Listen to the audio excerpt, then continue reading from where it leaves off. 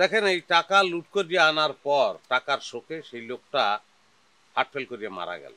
কেন মারা গেল? আমরা টাকাগুলো লুট করিয়ে আনছি। তাহলে সেই অর্থে কি আমরা বলতে পারি না যে এই লোকটারে আমরা খুন করছি? টাকা লুট করছি একটা অপরাধ, আর লোকটা খুন হয়ে গেছে সেটা আর একটা অপরাধ। আমরা দুইটা অপরাধ করিয়ে আনছি।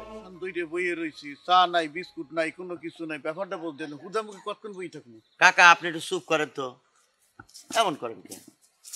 সুন্দর কথা, বসো। আমি বুঝতে পারলাম না যে আমাদেরকে ডেকে এনে এখানে এতক্ষণ ধরে বসায় রাখার মানেটা কি, আর এসব বিচার সালিশ করে এই ঘটনার কি করা হবে এটা আমি বুঝতেছি। তুমি মেয়ে একটু বেশি চালাক। হ্যাঁ মনে হচ্ছে এই কলকাঠি তুমি সব রাখতেছো। হ্যাঁ ঠিক কথা বলছেন স্যার। এই যে এই সেই কিন্তু ভেজালটা করতেছে মানে কি। একদম চুপ, নিম্ন শ্রেণীর পকেট মার, সবার মাথা তো আপনি নষ্ট করছেন। স্যার দেখছেন দেখছেন, আমি আপনাদের গ্রামের জামাই, আমার তো সম্মান আছে তাই না? আপনার সামনে সবার সামনে সে আমাকে অপমান করতেছে, দেখছেন? তো আপনি বিয়ে করছেন কি হয়েছে? আপনি কি পুরো গ্রাম দখল করে নিছেন? হ্যাঁ,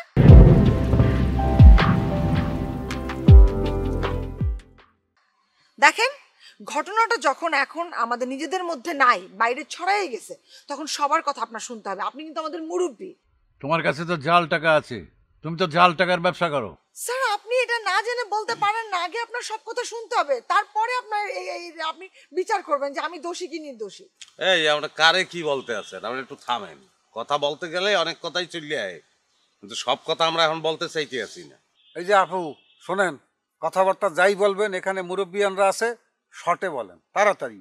আর আপনি তো অনেকদিন ধরে আছেন আমাদের এই গ্রামে, এনাদের সাথে এই যে ওনার সাথে আছেন না, এখন আপনি কি হিসাবে আছেন সেটা কিন্তু আমার কাছে এখনো ক্লিয়ার না। তুমি না জানলেই যে সেই গ্রামে থাকতে পারবে না এমন তো কোনো কথা নেই।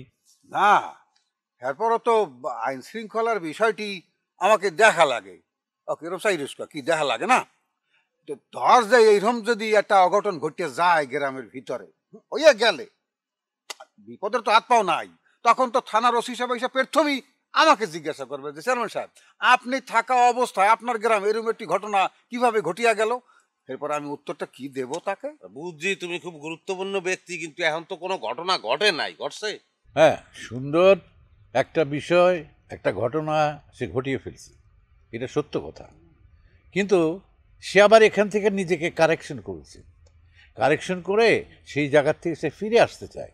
আচ্ছা সুন্দর, তুমি বলো। হ্যার আগে মোরবকে কথা আছে। তুমি আবার কি বলবা? এই আব্বা, এই তোমার কোনো কথাই এখানে গ্রহণযোগ্য হইবে না। না না সুন্দর, সবার কথা আমাদের শুনতে হবে। কারো কথায় যদি কোনো যুক্তি পাওয়া যায়, ন্যায্যতা পাওয়া যায়, আমরা সেটা মানবো, সেটা শুনবো না কেন? স্যার আমার আব্বাই কি কোনোদিন ন্যায্য কথা বলছে? এই অন্যায্য কথা কি বলছি? হ্যাঁ স্যার, আপনি মোর মানে পোলার ফেরে নওয়াজ করছেন। হ্যাঁ মোর এসে না আপনার এসে নে অন্তরিয়া। এই মুহে তালা মারছো, কথা বলতে পারতেছ না?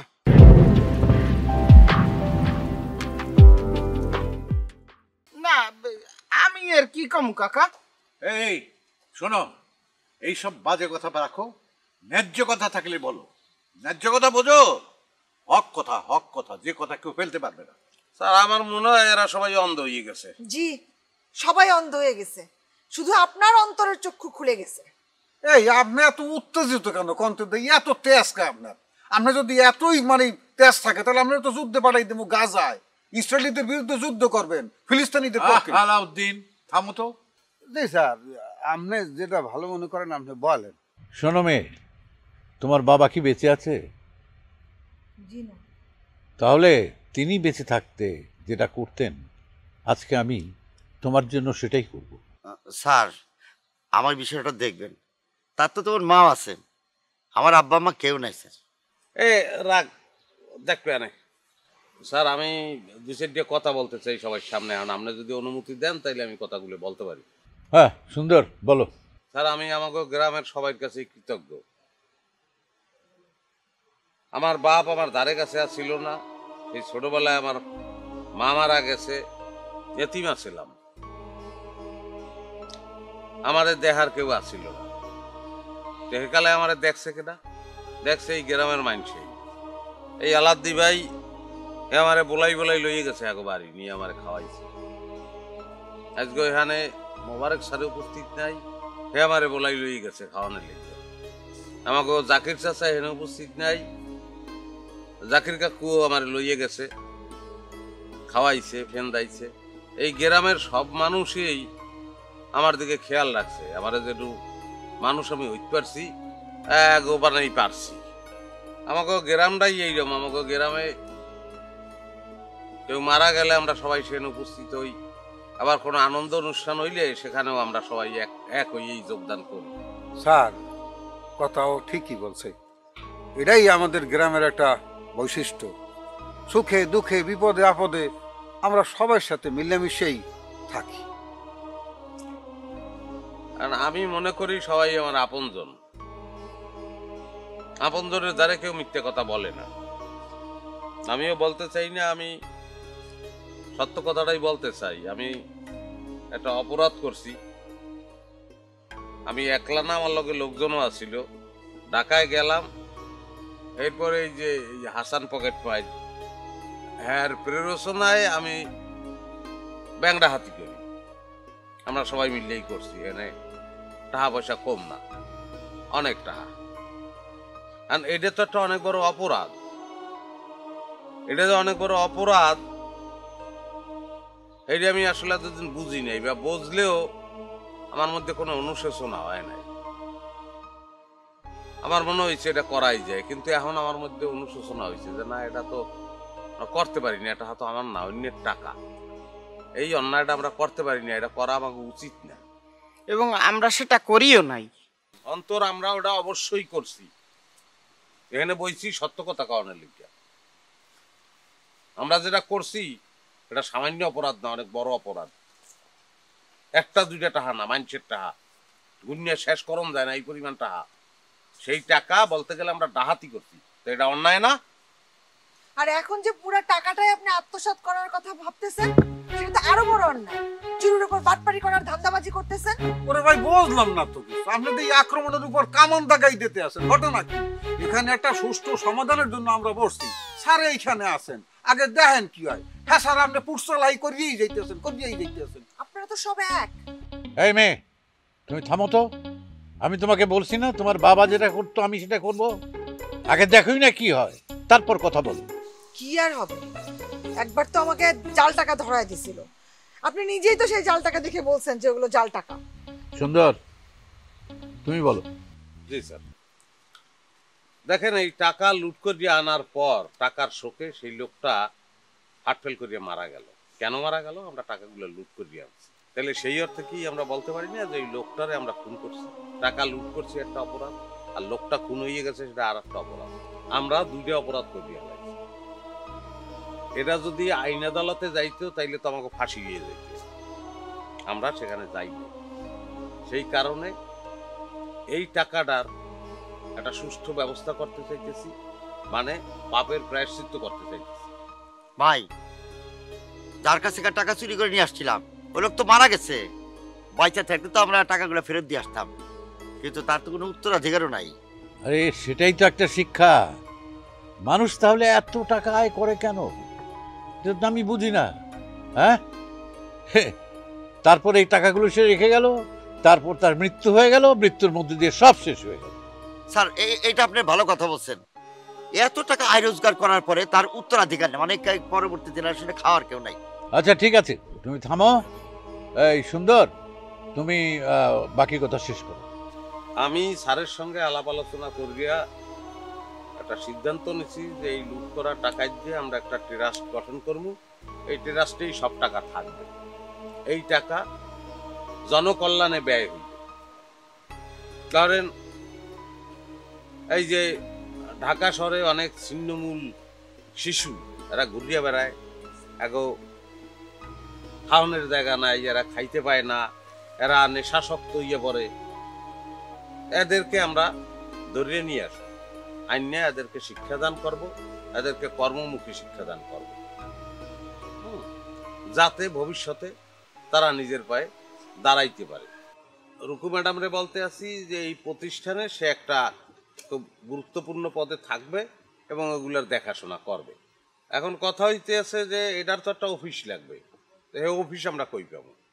স্যারে বলছে তার যে গ্রামে বাড়িটা আছে এই বাড়িটা সে আমাকে অফিস হিসেবে দান করিয়ে দেবে। আচ্ছা এই মেয়ে, ঢাকায় যে বাড়িটায় তুমি থাকো সেই বাড়িটা কি তোমার নিজের? জি না স্যার, ভাড়া। আচ্ছা, আমাদের এই গ্রামটা তোমার কেমন লাগছে? ভালো লাগছে? জি, ভালোই লাগতেছে, খারাপ না।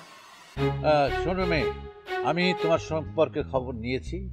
তোমার হাজবেন্ড একটু তেরা টাইপের লোক।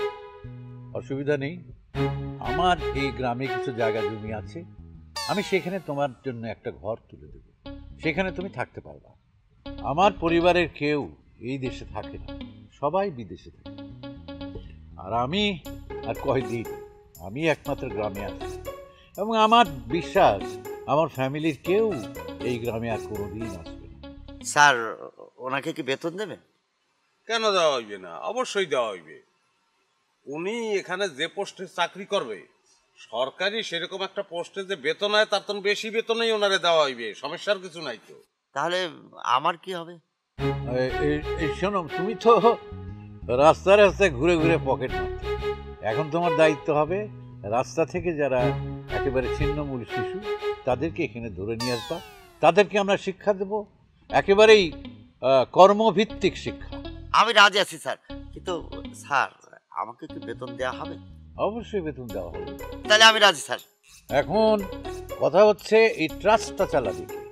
স্যার, একটা কথা বলি, মানে জীবনে তো ভালো কাজ কোনোদিন করি নাই, কইরেও দেখি নাই, শুনছি যে ভালো কাজে আনন্দ আছে, বুঝলেন? আপনারা তো অনুমতি দেন ব্যাপারটি মিলিয়া, তাহলে ওই টেরাসটা মুই চালাইতেছে। আব্বা, সুযোগ পাইলেই এই জায়গায় ঢুকতে দেওয়াটা ঠিক না। যাই হোক, আমি আলাউদ্দিন ভাইয়ের নাম প্রস্তাব করতে আছি এই ট্রাস্টের চেয়ারম্যান হিসেবে। তারে আমি ভালো করে চিনি, ছোটবেলার চিনি। এইরকম ভালো মানুষ কিন্তু আমরা আসলে কেউই দেখি নাই। এই কি এই বেটা আমার নাম কেন প্রস্তাব দিতে আসছো? আমি তো পারবো না তো এত বড় দায়িত্ব নিতে। না ভাই, এ দায়িত্ব তোমারই নেওয়া লাগবে। আমি টাকা পয়সা যা আছে সব তোমাকে বুঝাই দিই। মা রুকু, এতক্ষণ যে সিদ্ধান্ত হয়েছে তার বিরুদ্ধে তোমার কিছু বলার আছে? না স্যার, স্যার অনেক ধন্যবাদ স্যার। তাইলে আমি খুব বিষয়টা লইয়া খুব টেনশনের মধ্যে আছিলাম, সবাই যে বুঝাইতে পারলাম এতেই আমার খুব ভালো লাগতে আছে। আমি একটা কথা বলতে চাই যে এই ট্রাস্টের তো স্যারে, আমি এবং আমাকে সম্মানিত চেয়ারম্যান সাহেব আলাউদ্দিন ভাই, আমরা কোনো টাকা পয়সা নেব না। আমি আসলে কাজকর্ম করি খামু, কিন্তু আমার ছোট ভাই অন্তর তার ব্যাপারে একটু রিকোয়েস্ট করতে চাই, এই ট্রাস্টে তার একটা কাজ দিলে তাহলে তার হয়তো একটু চলতে ফিরতে সুবিধা হইবে। আমার বড় ভাই হে কর্ম করে খাইতে পারলে আমি পারবো না কা, আমিও কর্ম করেই খামু। এই টাহাগনে আমার এখন ভাগ দেওয়া লাগবে না। ব্যাপারটার কথাই তো শুনলাম, মোর কি এই তোমার কি কোনো কিছু হওয়ার কথা আছে না? তোমার কি কোনো কিছু হওয়া উচিত আব্বা? যা উচিত ছিল আমরা তাই করেছি, আর তুমিও নিশ্চিন্ত থাকো, তোমার ক্ষেত্রেও যা উচিত তাই হবে। তবে আমি খুবই আনন্দিত যে আমরা একটা কঠিন সমস্যার সমাধান আমরা সবাই মিলে করেছি। বাকি জীবন আমরা এইভাবেই আরো বড় বড় সমস্যার সমাধান